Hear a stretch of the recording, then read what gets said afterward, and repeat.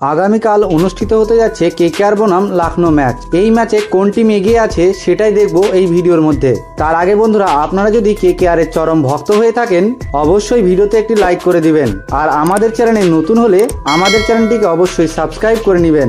আগামীকাল কেকেআর বনাম এলএসজির ম্যাচ অনুষ্ঠিত হতে যাচ্ছে কলকাতার হোম গ্রাউন্ড ইডেন গার্ডেন্সে।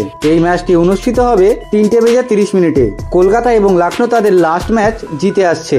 এই ম্যাচটি যে টিম জিতবে সেই টিম পয়েন্ট টেবিলে অনেকটাই উপরের দিকে চলে যাবে। কলকাতার ওপেনিং ব্যাটসম্যান কুইন্টন ডিকক বা সুনীল নারায়ণ দুজনেই সেরকম ফর্মে নেই। তাদের ব্যাট থেকে শুধুমাত্র একটি ম্যাচে রান এসেছে, যেখানে কুইন্টন ডিকক একটি ম্যাচে 97 এবং সুনীল নারায়ণ 46। তাছাড়া দুজনের ব্যাট থেকে সেরকম কোনো বড় ইনিংস আসেনি। কিন্তু এদিক থেকে দেখতে গেলে লখনৌ সুপার জায়ান্টসের ওপেনার ব্যাটসম্যানরা দুর্দান্ত ব্যাটিং করেছে, বিশেষ করে মিচেল মার্শ। এই সিজনে প্রত্যেকটা ম্যাচেই লখনৌ সুপার জায়ান্টসকে দুর্দান্ত শুরু এনে দিয়েছে, আর লাস্ট ম্যাচে অ্যাডাম মার্করাম 50 রানের দুর্দান্ত ইনিংস খেলে। ওপেনার ব্যাটসম্যানের দিক থেকে লখনৌ সুপার জায়ান্টস অনেকটাই এগিয়ে আছে। এই ম্যাচেও কলকাতার ওপেনিং এ কোনো পরিবর্তন হবে না। এই ম্যাচে আমরা কুইন্টন ডিকক আর সুনীল নারায়ণকে ওপেনিং এ দেখতে পাবো। কলকাতার মিডল অর্ডার গত ম্যাচে ভালো খেলেছে, সেই জন্য হায়দ্রাবাদের মতো শক্তিশালী দলকে একতরফা হারাতে পেরেছিল। এদিকে লখনৌ সুপার জায়ান্টসের মিডল অর্ডারও বিধ্বংসী ব্যাটিং করেছে। নিকোলাস পুরান, আয়ুষ বোদনি, ডেভিড মিলারের মতো ব্যাটসম্যানরা যারা দুর্দান্ত ফর্মে রয়েছে। ফিনিশারের দিকে দেখতে গেলে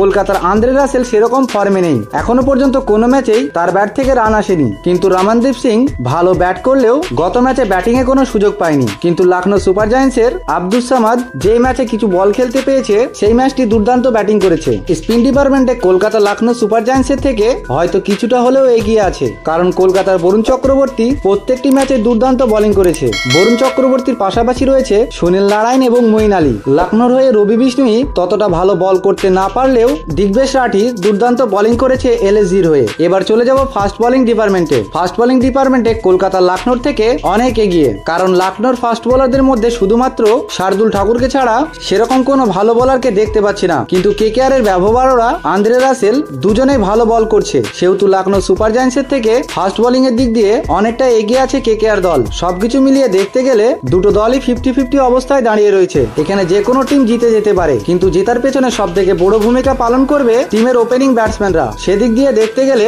কেকেআর এর ওপেনিং ব্যাটসম্যানরা একদমই ফর্মে নেই, কিন্তু লখনৌর ওপেনার ব্যাটসম্যানরা এই সিজনে বিধ্বংসী ব্যাটিং চালিয়েছে। তবে দেখা যাবে এই ম্যাচে কুইন্টন ডিকক এবং সুনীল নারায়ণ কেমন শুরু এনে দিতে পারে কলকাতা নাইট রাইডার্সকে। তো বন্ধুরা, আপনার মতে এই ম্যাচটি কোন টিম জিতবে, লখনৌ নাকি কেকেআর? অবশ্যই কমেন্টে জানিয়ে দিবেন, আর আমাদের চ্যানেলে নতুন হলে আমাদের চ্যানেলটিকে অবশ্যই সাবস্ক্রাইব করে নেবেন।